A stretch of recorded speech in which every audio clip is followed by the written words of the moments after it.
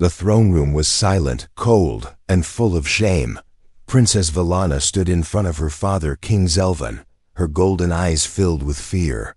She wore her royal dress, but today it felt heavy, like chains, around her. The noble council whispered.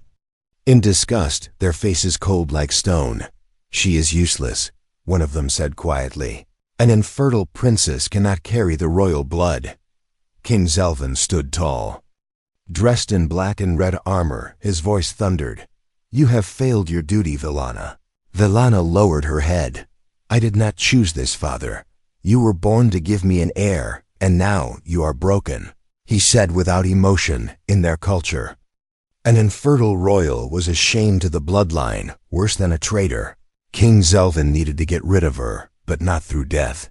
Instead, he had a cruel idea. He turned to the diplomats from the Human Confederation, who were visiting the Empire for peace talks. "This princess," Zelvan said, "shall be given to the human captain as a gift of goodwill." Gasps echoed across the hall. Even the human envoy looked surprised. But Captain Darren Reed, the chosen officer, stepped forward with respect. He was tall, calm, and wore his navy blue uniform with pride. "I do not understand, Your Majesty," he said carefully. "You want me to take your daughter?"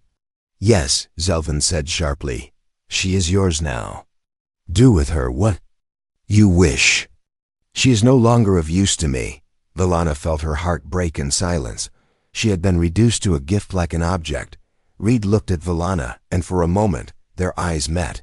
He saw pain, pride, and fear all at once. "I will accept her," Reed said softly, "but I will treat her with dignity." King Zelvan did not reply. He only waved his hand, dismissing them. That night, Vallana left her home planet in a small transport ship with the human crew. She looked out the window as the capital disappeared behind stars. Her heart was heavy, her future unknown. The human station orbiting Earth's moon was quiet and clean, a sharp contrast to the cold halls of her father's palace. Reed gave Vallana a private room, offered her food and rest. "You are not a prisoner here," he told her. "You can walk freely, ask for anything you need." Vallana nodded but spoke little. She didn't trust kindness. It was rare in her life. In the following days, she explored the station. Always quiet, always alone, she noticed humans laughed a lot, smiled easily, shared meals and stories. It was strange but comforting. One evening, Reed found her sitting by the observation window, looking at the stars. "You miss your home?" he asked. Vallana looked at him, then shook her head. "It was never a home." Reed sat beside her, not saying anything for a while. Then he smiled. "You know, on Earth, we believe broken things can be fixed or repurposed into something better." She looked at him confused. "Maybe you're not broken, princess," he said gently. "Maybe your people just don't understand you." Vallana didn't reply, but her eyes softened. That night, she dreamed for the first time in years, not of thrones or duty, but of peace. But back on her homeworld, things were different. King Zelvan received a report from one of his spies. "The humans are treating her with respect," the report said. "The princess is adapting well." He crushed the data pad in anger. This was supposed to be her punishment, he growled. Not a new beginning. He didn't know it yet, but a storm was coming. And it all began with the daughter he threw away. Asterisk. The moon base was never meant to feel like home. But slowly, it began to soften Vallana's heart. Gone were the sharp words of courtiers and the cold stares of nobles. Here, people greeted her with smiles, with curious eyes, not judgment. They called her ma'am, not useless. And no one cared that she had no throne. Captain Darren Reed watched from a distance as she learned to walk among humans. She visited the hydro gardens, learned about earth crops, and even tried human tea, which she found bitter but comforting. She had started wearing simple clothes now. Not heavy royal gowns. Comfort suits you, Reed said one day as they met in the station's training dome. Vallana gave a small nod. I don't miss the crown, she whispered. He offered her a pulse staff, a light training weapon used by cadets. Want To spar? He asked, a playful glint in his eyes. Vallana took it without hesitation. I was trained by the Royal Guard, she said proudly. They began to duel, and to everyone's surprise, she was fast, precise, and dangerous. The soldiers around stopped. Their practice to watch, she beat Reed twice, and only smiled slightly when he fell on the mat. For the first time in years, she laughed a real laugh. Short and soft, it echoed in the dome like sunlight after a long winter, but inside Vallana's body, something strange was happening. She had been feeling dizzy for days, tired without reason. At first, she thought it was just stress, but then came the nausea, the heat in her skin, the sharp senses. Dr. Leon, the base's chief medic, ran scans and frowned. You might want to sit down, she said carefully. Looking at Vallana's chart, Reed entered the room, sensing something was wrong. What is it? He asked, standing beside the princess. Dr. Leon turned the screen, showing them the results. There's a second heartbeat, she said. Princess, you're pregnant. Vallana froze. Her mind went blank. That's impossible, she whispered, her voice shaking. I'm infertile. I can't. I was told I can't. Dr. Leon shook her head slowly. You are. This is real. The fetus is growing rapidly. And it's strong. Reed looked between them, stunned. You mean it's mine? Leon nodded. Your DNA is a match, Captain. Somehow, your human biology activated a dormant reproductive function. In her alien system, Vallana touched her stomach with trembling fingers. A child?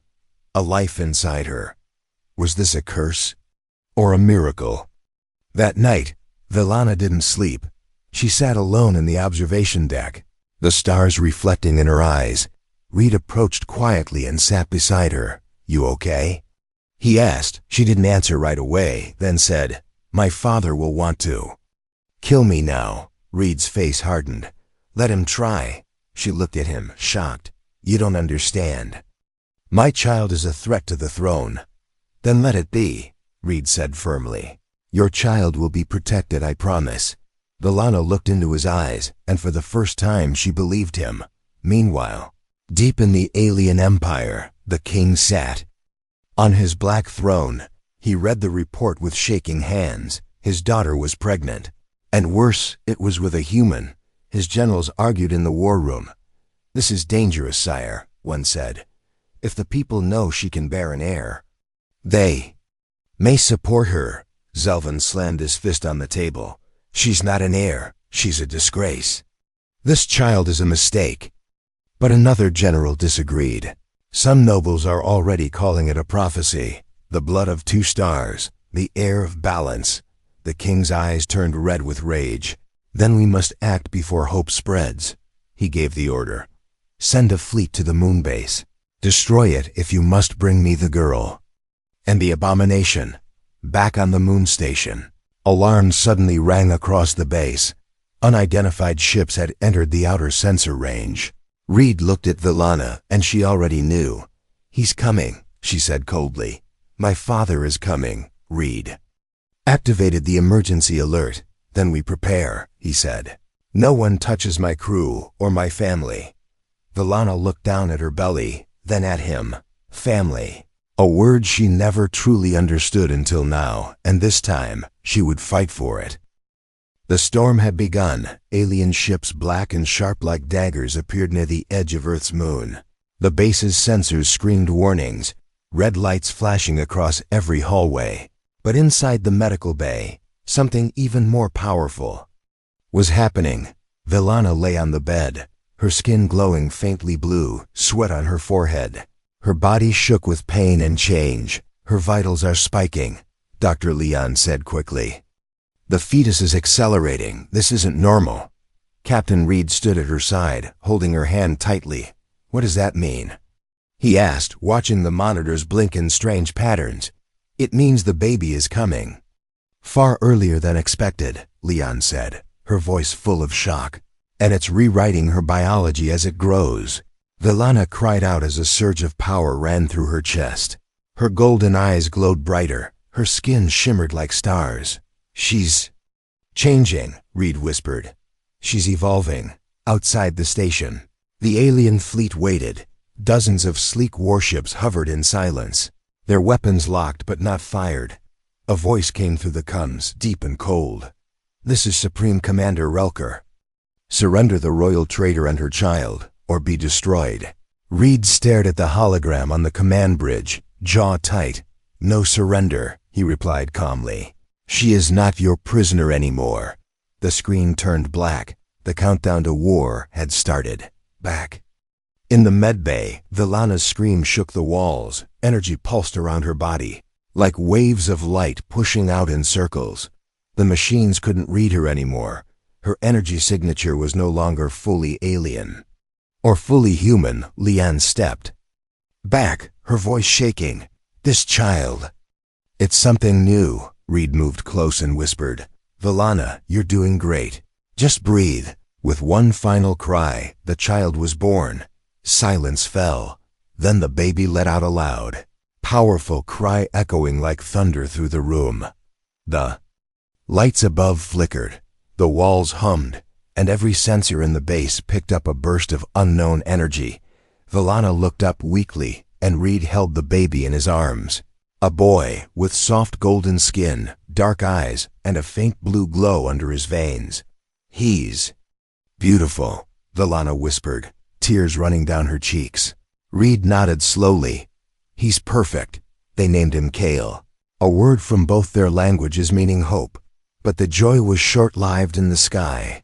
The alien fleet moved closer, their weapons heating. Inside the command center, Admiral Chun of Earth's Moon Defense arrived in orbit with backup ships. "We detected the energy burst from the child's birth," she said to Reed. "It's massive beyond anything we've ever seen." Reed explained what happened, what Kale was, and why the aliens feared him. Admiral Chun looked at the child through the glass and said, "Then he's not just a baby." Reed raised an eyebrow. "What is he then?" She replied, "He's a weapon they can't control, and a future they don't understand." In the alien throne room, King Zelvin listened to the energy readings from the moon. A hybrid child was born, his generals confirmed, and he is powerful, sire. Zelvin stood, rage burning in his voice. "This is sorcery," he shouted. "A human seed corrupting royal blood. This must be erased." But whispers in the court had already begun. Some nobles spoke of an old prophecy, the one born of two flames, who would bring unity or destruction. Others said the child's birth meant the king's line was ending. Zelvin's grip on the empire was slipping, and deep down, he knew it. Meanwhile, little Kale began to show signs. He could move objects with a glance, spark lights with a touch, feel emotions like waves. He was only a day old, but his presence filled rooms like gravity. Villana watched in awe, her heart torn between fear and wonder. Reed stood near her, arms crossed, protective. "He's not a weapon," Villana whispered. "He's just a child." "But they won't see it that way," Reed replied. "To them, he's a threat. To their power, to their lies." Villana turned toward him, her voice now full of steel. "Then let them come," she said. "I gave them everything once, but this time I fight for what's mine." Outside the station, the alien ships began to form attack lines. But something strange happened. One of the alien cruisers broke formation and sent a private message. It said only 3 words: "Long live Villana." Inside the base, Villana's eyes widened as she read it. "Some of them still believe," she said slowly. Reed looked at her, a small smile on his face. "Looks like the real war isn't just in space," he said. "It's in there hearts." Villana stood tall, holding her child in her arms. The infertile princess was gone. In her place stood a mother, a warrior, and maybe a queen. King Zelvin stood alone in the Hall of Shadows. He had dismissed his advisors, silenced his council, and closed the doors to the inner chamber. He needed no witnesses for what he was about to do. In front of him floated a hologram. Spinning slowly, it showed the face of a baby boy, Kale, the child born of his daughter and a human, his grandson. Zelvin's eyes glowed with fury. and his voice cracked like thunder. A half-blood, born from filth. And they dare call him royal. He struck the hologram with his gauntlet, shattering it into sparks, but the truth remained, floating in his mind like poison. The child had survived. The child was powerful. And worst of all, the child was being celebrated. On distant moons and hidden planets, whispers were spreading. Vallana has birthed an heir, not dead, but stronger than anyone imagined. Many young nobles, sick of Zelvan's rule, began to see the child as a symbol, a bridge between species, a spark of rebellion. In his anger, King Zelvan ordered Operation Ashfall, a secret plan buried for decades designed for one thing only: planetary cleansing. His voice roared in the war chamber. Prepare the Scorch Fleet. His generals hesitated. Sire, that will destroy the entire moon base, including your own daughter. Zelvan didn't blink. Then let her burn. She died the moment she chose the human, he added coldly. Now I will erase the mistake completely. The Scorch Fleet launched, dark ships with red cores, their only purpose to kill everything that breathed. On the moon station, chaos erupted. Sensors screamed again, this time with new fear. These aren't scouts, the AI announced. These are extermination-class vessels. Reed stood. The command center, armor half-worn, eyes sharp. Status of our defense grid? He asked quickly. Shields at 60%, weapons charged. But outnumbered 4-1, came the reply. Vallana entered the room, her newborn son wrapped in a soft white cloak. Her face was calm, but her eyes burned like fire. This isn't a battle, she said. It's an execution. Reed turned to her. We're not letting that happen. He tapped his cum. All civilians to evacuation pods. Soldiers brace for ground defense. Dr. Leon rushed into the chamber, holding a datapad. Captain, you need to see this. She turned the screen toward them. It showed a map of the station and a pulse chart from Kale. What's this? Reed asked, confused. Kale's energy output is rising, and it's syncing with our reactor. Vallana looked down at her baby, who was wide-eyed, glowing faintly with a soft hum under his skin. He's connecting to the station, Leon said in disbelief. Like he knows we're in danger. Kale let out a small cry, and every light in the room blinked at once. The computer AI paused and said, Power surge detected source. Subject Kale. Reed and Vallana exchanged looks. Was the child fighting back? Outside, the alien fleet formed their attack lines, ships locked in place, their cannons aiming at the human outpost. But something strange happened. One by one, a few alien ships in the back powered down their weapons, then turned their lights blue, the ancient color of surrender and peace. The command ship's admiral shouted across comms, Traitors, reignite your cores. But the rebellious ships didn't move. Inside those ships, younger officers looked at the news from across the empire, of Vallana, of the child, of the king's cruelty, and they made a choice.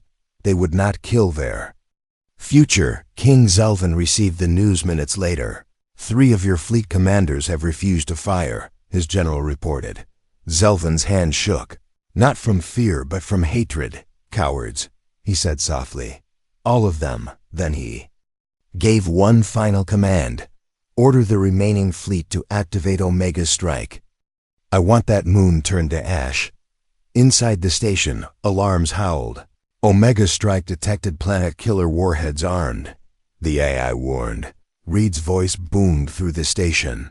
This is it. Everyone defend or die. But before the Figu enemy could fire, Kale's eyes opened wide, glowing pure white. The child lifted one small hand, and the station's reactor surged with energy. Light spread from his body, crawling across the walls. Wires and weapons. Suddenly, every system lit up. Every defense laser charged to full. Every shield pushed to maximum. He's powering us, Leon whispered. The baby.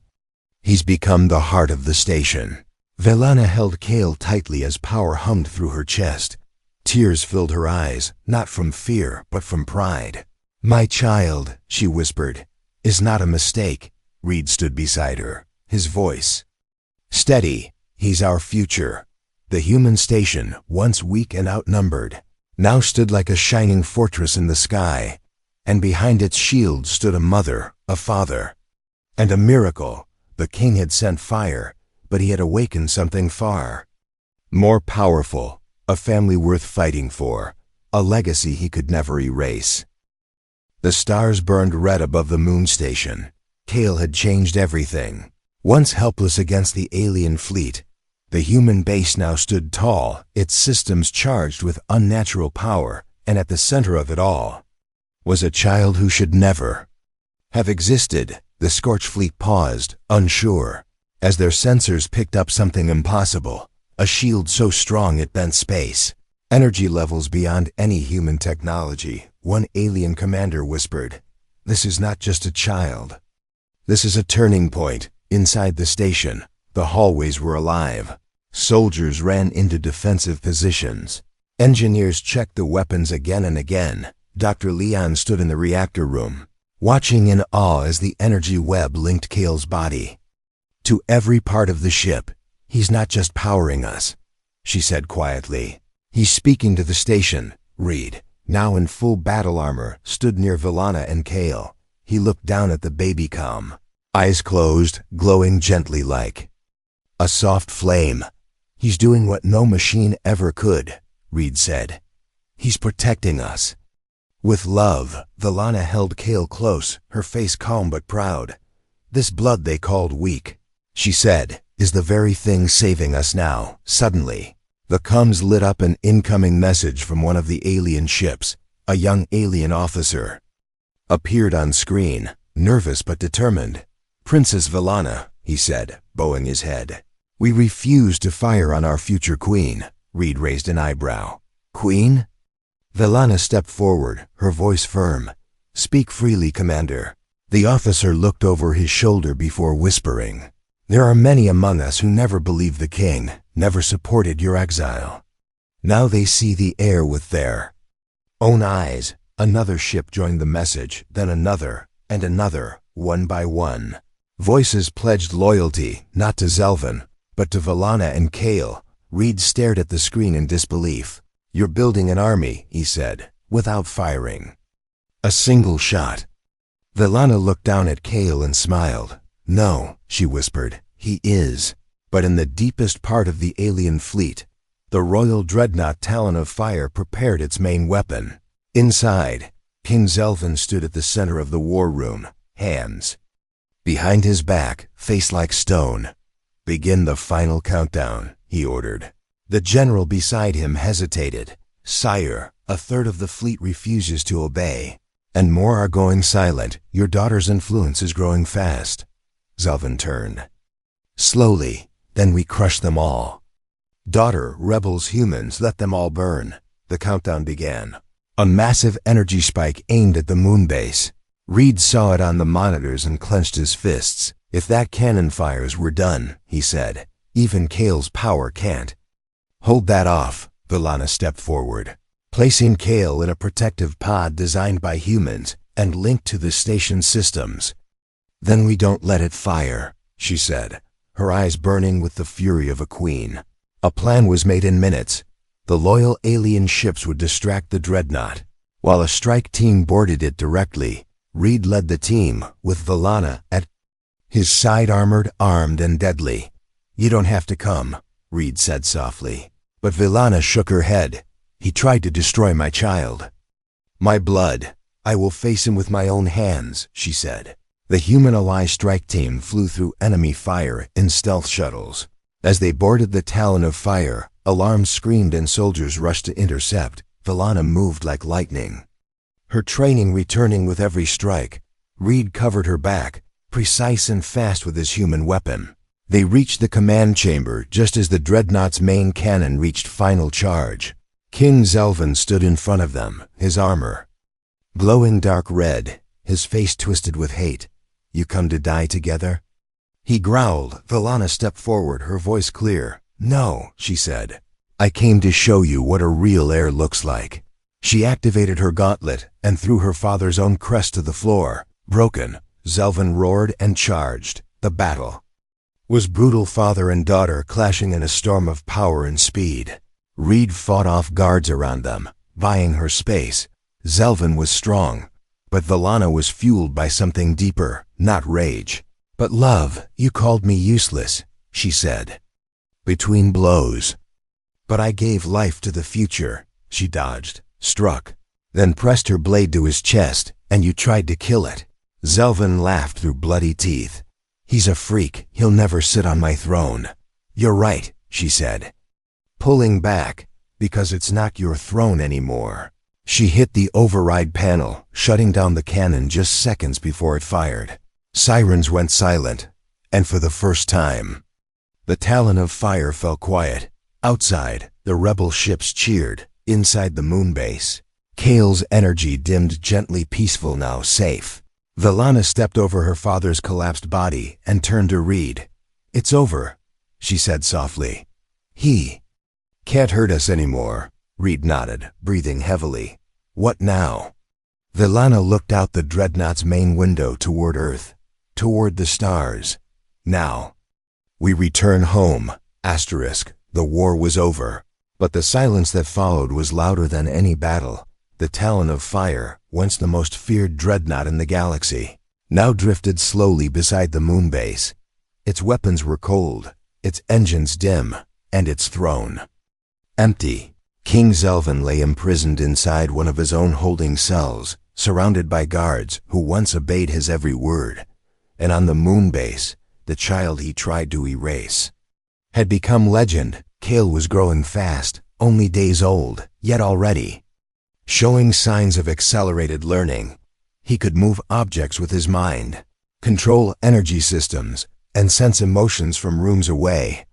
Scientists and soldiers watched in awe, calling him a miracle. But others whispered a different word, weapon. Vallana stood in the observation room, watching her son through the glass. Kale sat calmly, humming to himself, little lights dancing around his fingers.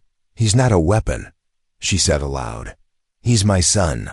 Dr. Leon entered behind her, holding a tablet with new results. You're right, Leon said, but his power is increasing, and he's already beyond anything we've seen in human or alien biology. Vallana turned to her. So what are you saying? I'm saying he may be the most powerful being ever born, Leon said softly. And that scares people. In the Galactic Council chambers, panic spread like fire. Representatives from hundreds of worlds gathered in emergency session. Some argued for peace, some for fear, and some for total destruction. This child could control entire systems with a thought, shouted one ambassador. He's the first of his kind, said another. If more are born like him, we lose balance. Earth ambassador stood up slowly and said, he's a child, not a god. And he didn't choose to be born, he chose to protect. But the fear was too strong. Old powers hated change. And Kale was a walking change they couldn't ignore. Back on the moon base, Captain Reed was preparing for another battle won far more dangerous politics. He stood in a strategy room with Vallana, Dr. Leon, and Admiral Chun. Multiple systems are requesting we turn Kale over for study, Chun said, frustrated. They call it protection. But we know it's fear. They want to cage him, Vallana said coldly. Like my father tried to cage me, Reed nodded. They won't stop until they control him. Or destroy him. Then a voice came from the doorway, small and soft. Let them try. They turned and saw Kale standing there, awake, eyes glowing gently. I'm not afraid, he said. I know who I am. Vallana knelt and took him into her arms. You are hope, she whispered. You are the future, Kale nodded. But they won't understand that unless we show them. Reed looked at Vallana. What does he mean? He means, Vallana said slowly, we don't hide anymore. 3 days later, a message was sent to the entire galaxy. A broadcast from the moon base, uncensored and live. Vallana stood before the camera, Kale at her side, Reed just behind them.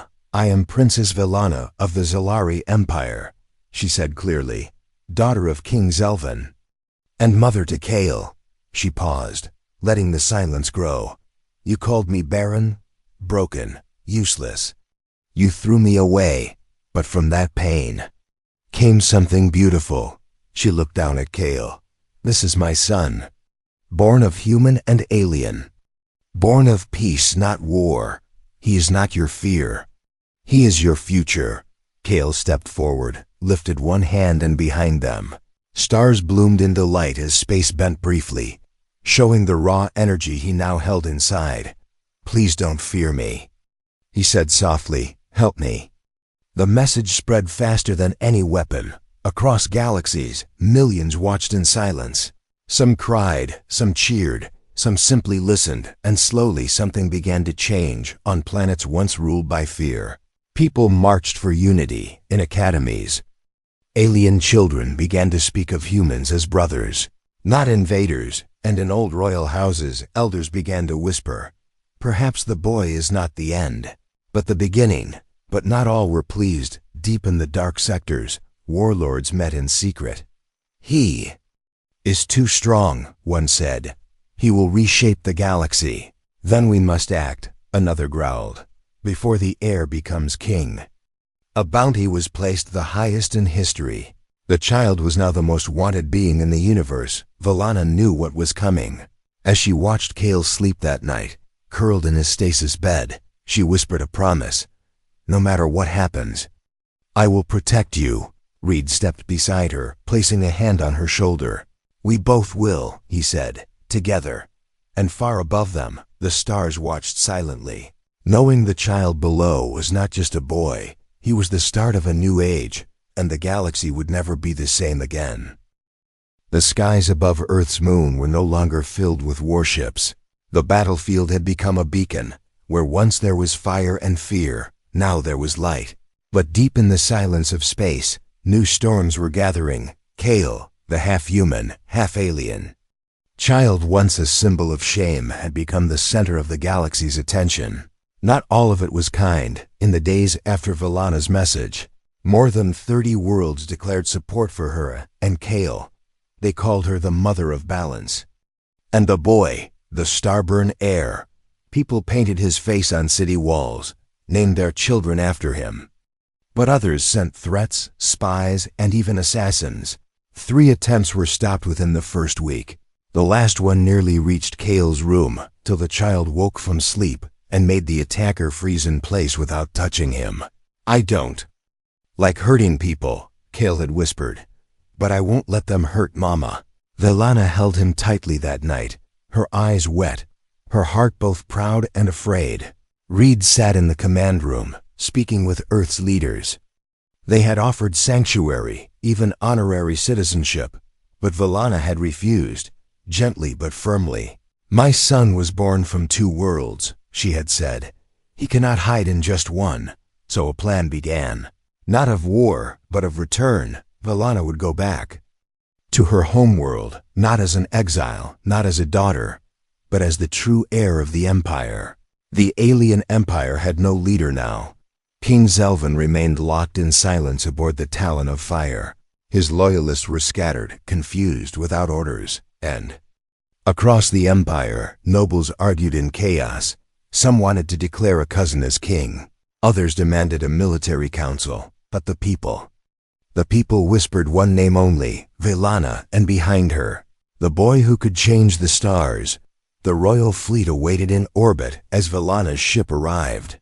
She stood at the edge of the platform, armor shining, Kale in her arms, and Reed beside her. She stepped forward slowly, not with fear, but with purpose. On the landing deck, thousands stood in silence. Soldiers, nobles, workers, and even children, all eyes watched the child in her arms. Glowing faintly, calm like a sun in human form, Vellana raised her voice, calm but full of power. You cast me out, she said. You called me barren, cursed, broken. And yet I bring you life, she held up Kale gently. I bring you a child born of 2 worlds, of peace, not conquest. Whispers moved through the crowd like wind. She continued, I do not seek revenge. I do not seek the throne with force, but I offer unity between us and them, between fear and hope, between what we were and what we can be. Then Kale raised his hand not to attack, but to show. A soft wave of light pulsed out of him, and in that moment, everyone felt something. Not pain, not control, but peace. For a brief second, every mind on that landing deck felt their hearts lighten, their anger fade, their fear melt. It was a gift, not a threat, and that gift changed everything. The general stepped forward first and knelt, then the nobles. One by one, dropped to their knees. Even the royal guards bowed low, their weapons at their feet. Vellana stood tall, tears in her eyes. They were not crying out of sadness. They were crying because the weight of exile had finally lifted. Her broken crown had been reforged, not by steel or war, but by love and truth.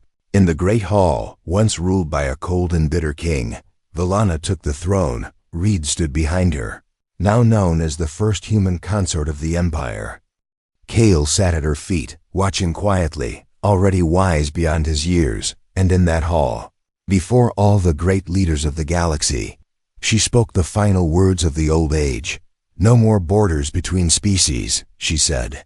No more thrones built on blood alone. We rise together now, or we fall divided forever. In the following years, the galaxy began to change. New schools taught human and alien children side by side. Science, art, medicine all shared across systems. A new council was formed, the Union of Stars, led by Vellana, guided by Kale, and protected by both alien and human forces. The word half-blood was no longer an insult. It was a title of strength, of hope, of balance. And on quiet nights, when Kale looked out at the stars, he often asked his mother, Mama, why was I born? And she always replied, to remind the galaxy what love can create.